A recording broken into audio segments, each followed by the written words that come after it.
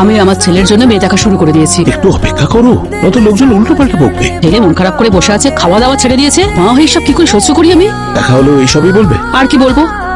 ছোট যত তাড়াতাড়ি বিয়ে দেওয়া যায় সেটাতেই ভালো। তো একটু অপেক্ষা করতে পারছো না? আমার ছেলের মন খারাপ, কি করে আমি চুপ থাকতে পারি? লেখাপড়া করছে, চাকরি করবে, ওর তো ব্যাপারই আলাদা। তুমি যা ভাবছো কিন্তু সেরকম নয়।